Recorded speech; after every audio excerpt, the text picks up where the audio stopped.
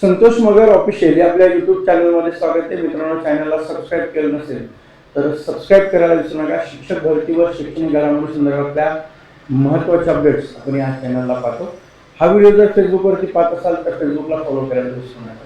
मित्रांनो, पदवीधर वेतन श्रेणीच्या संदर्भामध्ये शासनाचं जे धोरण आहे ते एकाच 3 म्हणजे प्रत्येक जिल्हा परिषदेमध्ये आपण जर बघितलं तर पदोन्नती देत असताना एकाच 3 याप्रमाणे त्या ठिकाणी दिल्या जाते आणि ती वेतन श्रेणी जी लागू होते ती तेवढ्याच शिक्षकांना, विशेष शिक्षकांना त्या ठिकाणी लागू होते. आता यामध्ये काय झालंय की आपण बघितलं असेल की अनेक जे शिक्षकांना पदोन्नती दिल्या जातात त्यामध्ये गणित आणि विज्ञानच्या शिक्षकांना मोठ्या प्रमाणावरती ती संधी मिळते, परंतु समाजशास्त्र विषयाच्या शिक्षकांना त्या ठिकाणी संधी मिळत नाही.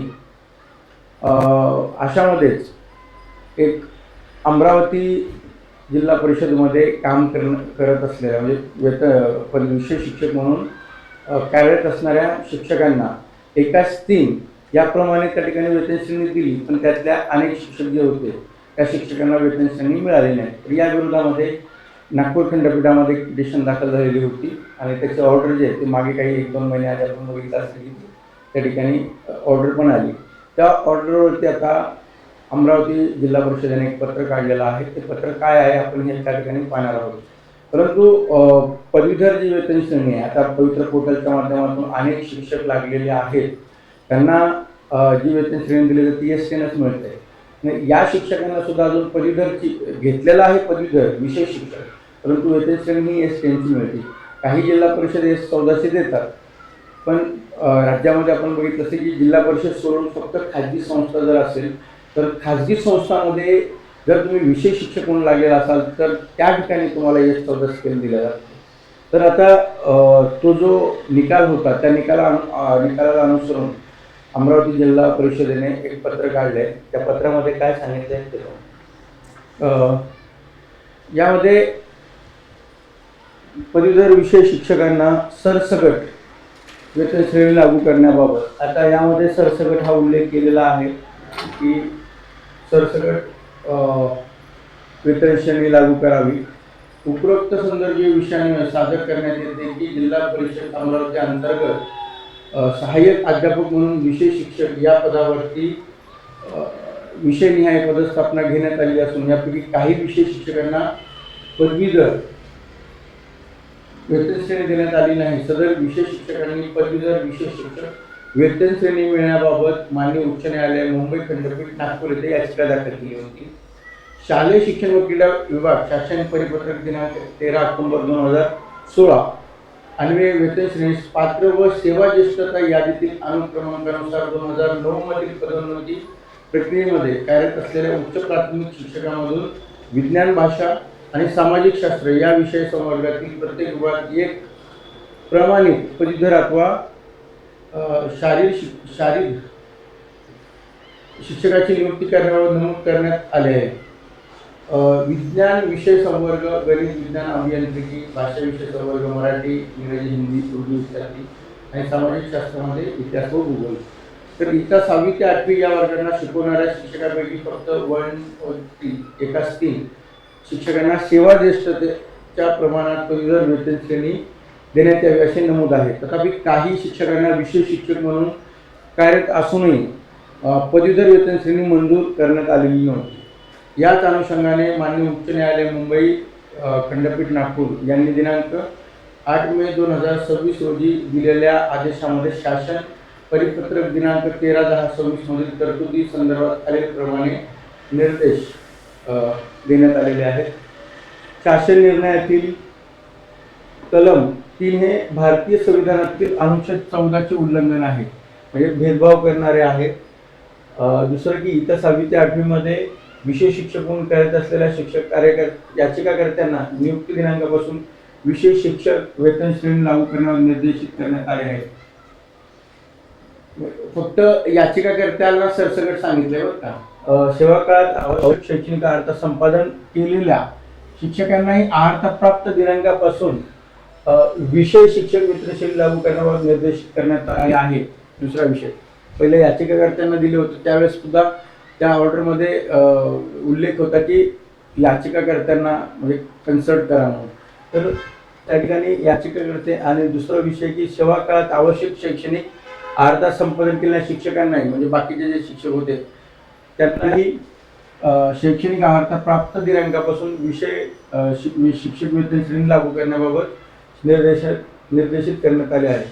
संबंधित शिक्षकांना थकबाकी रक्कम अदा करण्यावर देखील निर्देश देण्यात आला असून सदर कार्यवाही आदेशाच्या दिनांकापासून 8 आठवड्याच्या आत पूर्ण करण्याचे निर्देश देण्यात आलेले आहेत. तरी माननीय उच्च न्यायालय मुंबई खंडपीठ नागपूर यांच्या निर्णयाच्या अनुषंगाने जिल्हा परिषद अमरावती अंतर्गत कार्यरत सर्व पात्र शिक्षकांना, लक्षात घ्या, सर्व पात्र शिक्षकांना सरसकट पदवीधर शिक्षक वेतन श्रेणी मंजूर करण्याबाबत मार्गदर्शक व आवश्यक कार्यवाहीस मान्यता देण्यात यावी ही विनंती. आता हे पत्र जे आहे ना, हे पत्र कोणाला दिले? शिक्षण संचालक प्राथमिक यांना दिलेलं पत्र आहे आणि शिक्षण अधिकारी यांनी काय केलेलं आहे की ते मान्यतेसंदर्भामध्ये प्राथमिक शिक्षण संचालनाकडे त्याला पाठवलेलं आहे. त्याच्यावरती मार्गदर्शन प्राथमिक शिक्षक संचालन यांच्याकडे येईल.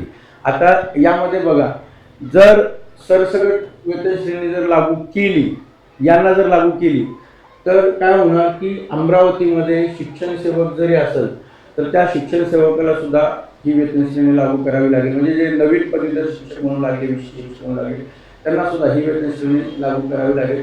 म्हणून या ठिकाणी आता प्राथमिक शिक्षक संचालकाकडे मार्गदर्शन मागवलेलं आहे. आता मार्गदर्शन काय मिळतं त्यावरती पुढील जी सरसकट लागू करणार आहे ती फक्त खंडपीठ नागपूर यांच्या त्यामध्ये ज्यांनी याचिका दाखल केलेले याचिकाकर्ते आहेत त्या याचिकाकर्त्यांना देणार आहे. याबाबतचं मार्गदर्शन आता शिक्षण संचालक देतील आणि शिक्षण संचालक ज्यावेळेस जे मार्गदर्शन दिल्या जाईल त्या पद्धतीने ही वेतन श्रेणी त्या ठिकाणी लागू होईल.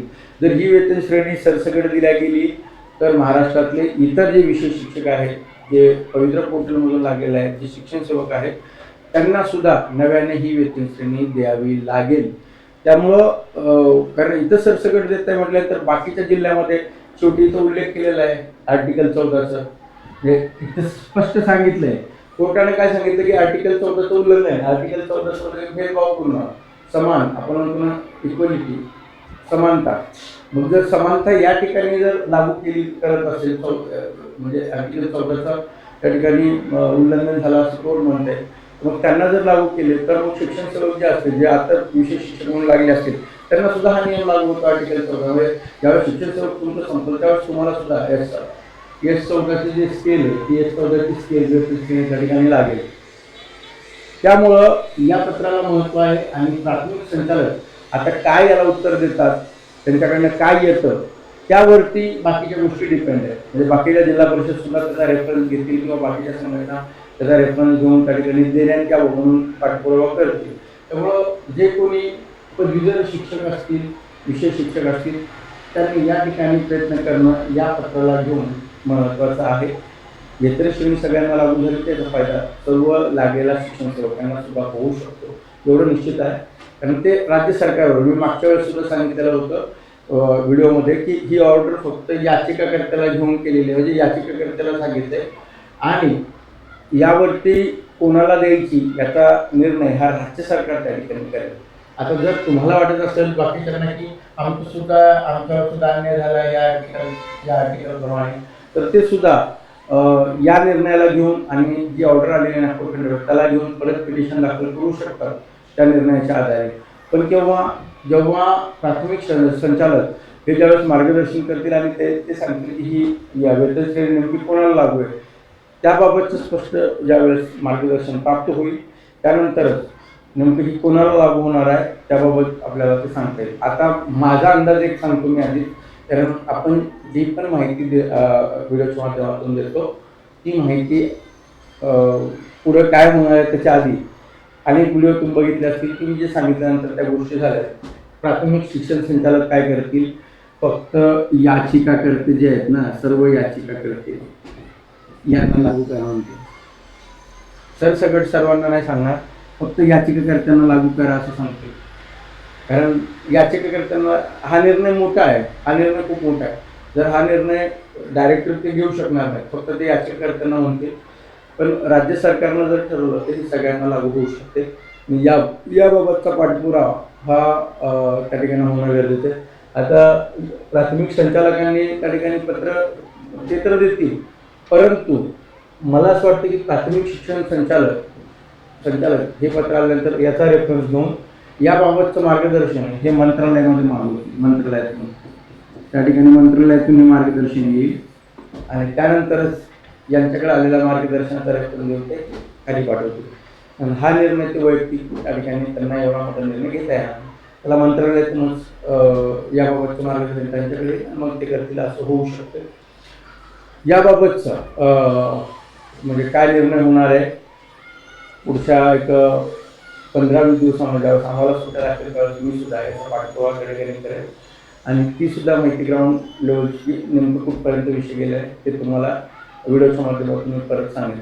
पण अशाच माहितीसाठी जर तुम्ही चॅनलला सबस्क्राईब केलं नसेल तर सबस्क्राईब करायला विसरू नका, कारण शिक्षक भरती व शैक्षणिक घडामोडी संदर्भातल्या अत्यंत महत्त्वाच्या अपडेट्स आपल्या चॅनलवर भेटूया नवीन व्हिडिओ घेऊन. तोपर्यंत सर्वांना जय हिंद.